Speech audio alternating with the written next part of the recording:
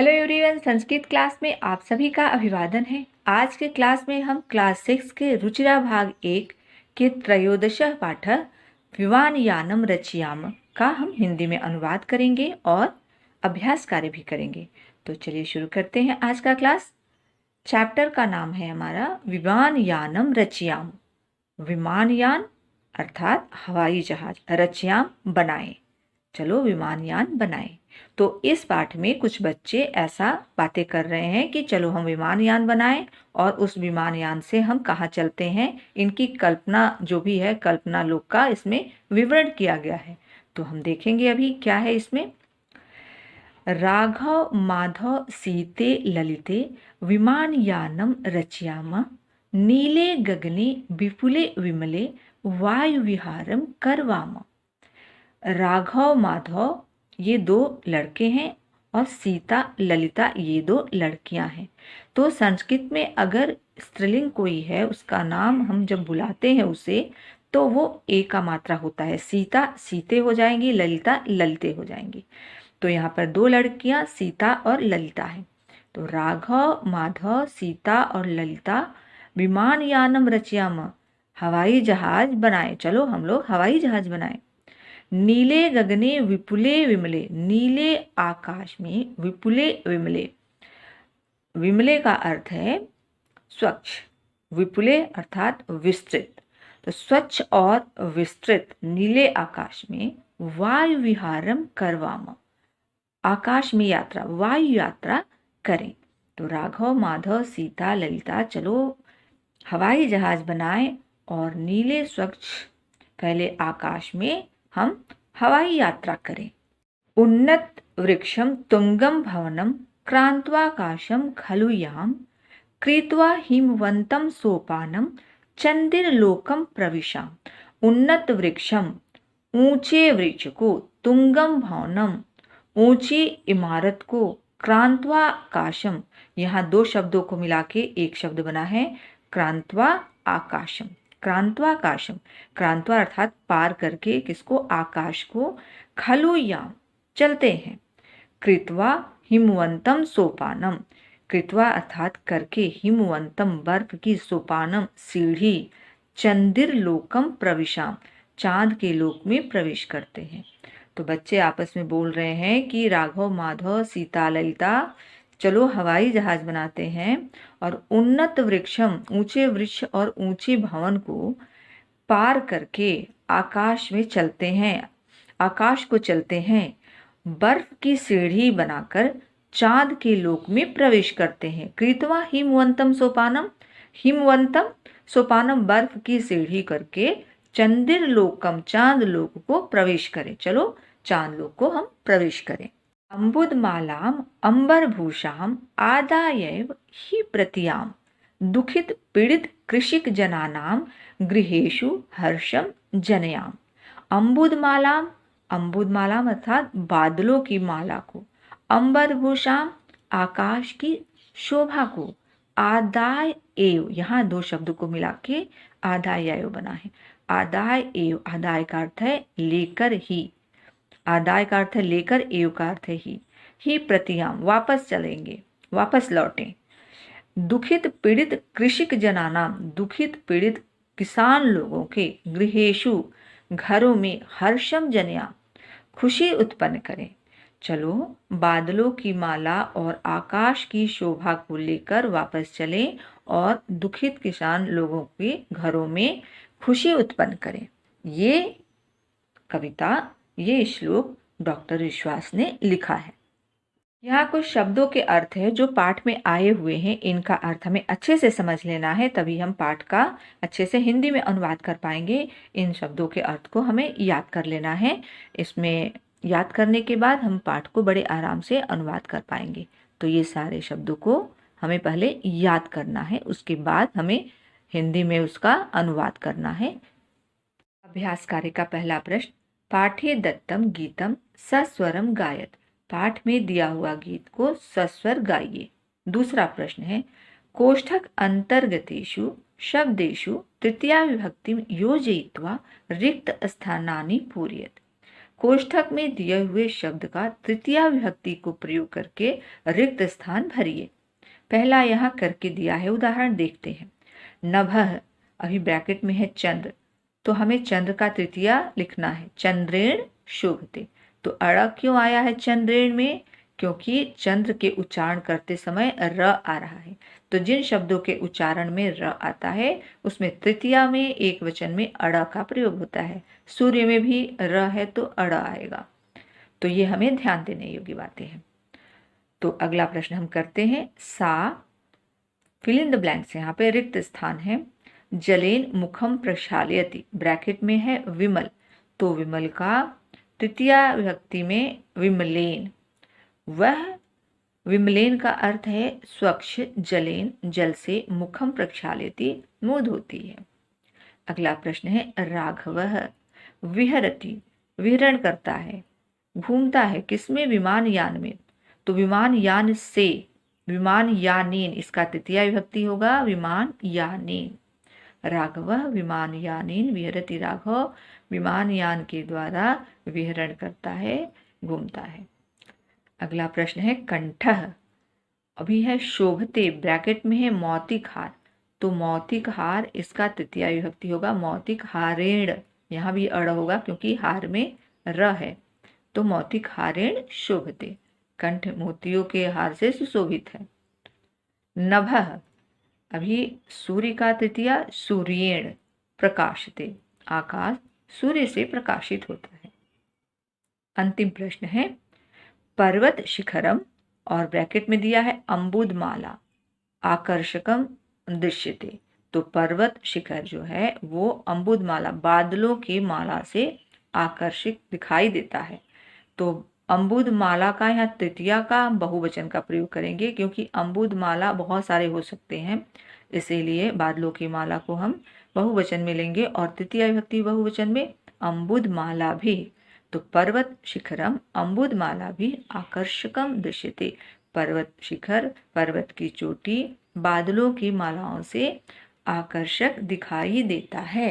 अगला प्रश्न है। भिन्न वर्गस्य पदम चिनुत, जो शब्द अलग है उसको, अलग वर्ग का है उसे चुनकर लिखिए, जो इस कैटेगरी का नहीं है उसे चुनकर लिखें। तो यहाँ कुछ शब्द दिया है, पहले शब्दों का उदाहरण दिया है, उसे हम देख लेते हैं। सूर्य चंद्र अम्बुदः शुक्र, तो सूर्य चंद्र शुक्र ये एक कैटेगरी के हैं और अम्बुदः बादल ये अलग कैटेगरी का भिन्न वर्ग का है, तो हम भिन्न वर्ग में अम्बुदः लिखेंगे। ऐसे अगले वर्ड शब्दों का हम समूह देखते हैं। पत्राणि पुष्पाणि फलानि मित्राणि, तो इसमें पत्ते फूल और फल ये सब वृक्ष पे हैं, और मित्राणि अलग है भिन्न वर्ग का है, तो हम भिन्न वर्ग में मित्राणि लिखेंगे। अगला प्रश्न है। जलचरः खेचरः भूचरः निशाचरः, ये सब जलचर खेचर भूचर ये सब प्राणियों का है, किस जगह पर रहने वाले हैं? जल में रहने वाले हैं, जमीन पर रहने वाले हैं प्राणी। निशाचरः, तो ये अलग पिशाच कोटि का, निशाचरः ये उस वर्ग को अलग है, उस वर्ग से अलग है, तो इसे हम भिन्न वर्ग में लिखेंगे निशाचरः। निशाचर भूत प्रेत को कहते हैं, तो उसे हम अलग करके लिख देंगे। अगला शब्दों का समूह है। गावः सिंहा कच्छपा गजा, तो गाय सिंह कछुआ और हाथी, तो गाय सिंह और हाथी ये सब चलने वाले हैं जमीन पे, कच्छपा पानी में रहने वाला है, तो हम कच्छपा को भिन्न वर्ग में लिखेंगे। अगला शब्दों का समूह है। मयूराः चटकाः शुकाः मंडूकाः, तो मोर चटका चिड़िया तोता ये सब पक्षी हैं, मंडूका ये पानी में रहने वाला है, तो इसे हम मंडूका को भिन्न वर्ग में लिखेंगे। पुस्तकालयः श्यामपट्टः प्राचार्यः शौचिकः, तो पुस्तकालय ब्लैक बोर्ड, श्यामपट्ट का अर्थ है ब्लैक बोर्ड, प्राचार्य शिक्षक, तो ये सब स्टडी से रिलेटेड है, पढ़ाई लिखाई की बातें हैं ये सब। और शौचिकः, तो ये अलग है, शौचिकः किसको बोलते हैं? तो दर्जी को, तो इसे हम अलग वर्ग में लिखते हैं।